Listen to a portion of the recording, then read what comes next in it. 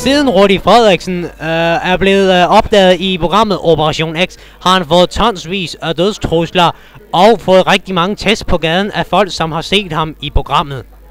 Dette her skete med ham her for nylig. Hende pigen, jeg har været inde og klippe. Hun er fandme dejlig.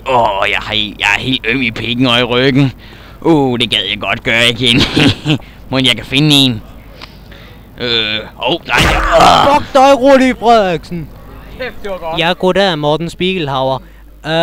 Det var jo dig, som der nakkede Rudi Frederiksen i programmet Operation X. Er du meget stolt over, at du gjorde det? Det må da være dejligt at vide, at man har knaldet sådan en pervers svin, som der ikke kan andet end at røvpulle 15-årige og over. Jamen, jeg fik en helt ny følelse i kroppen, og det var bare så fascinerende. Da han så røg ind i trammer, jeg blev bare så glad for alle de unge piger.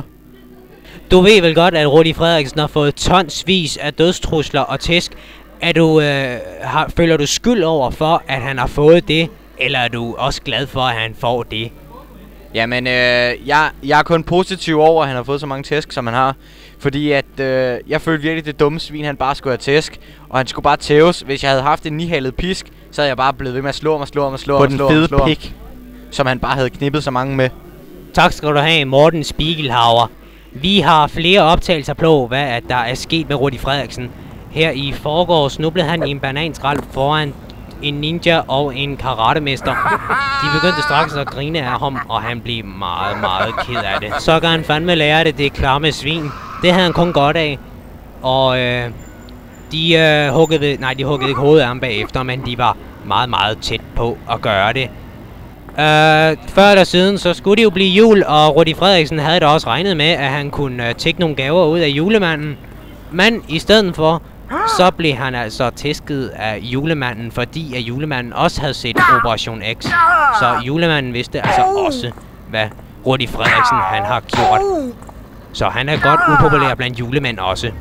Artus administrator blev også meget sur på ham og valgte simpelthen at prøve at køre ham ned. Rudi Frederiksen døde dog ikke af det, men han fik meget store kvæstelser. Ja, goddag til dig, Rudi Frederiksen, eller skulle jeg kalde dig for klamme svin.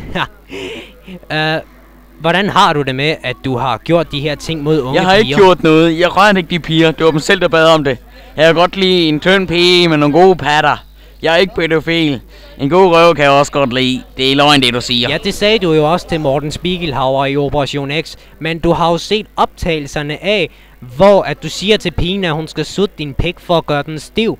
Og bagefter skal hun knippe dig, hvor hun vender på 2 måder. Jeg er ikke noget klamt svin. Analsæk kan jeg også godt lide. Det bliver den hul i brun af. Ja, prøv lige at lade.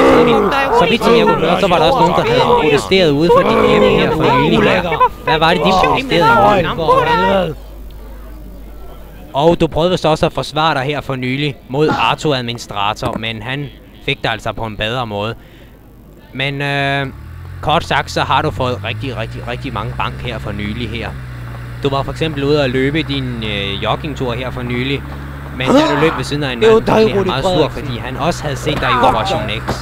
Så du er ikke sikker nogen steder, det har du vel opdaget.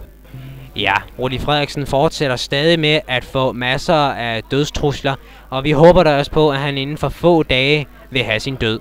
I hørte Per Ole fra VBL 24. Dit fede røver, nu skal du fandme dø!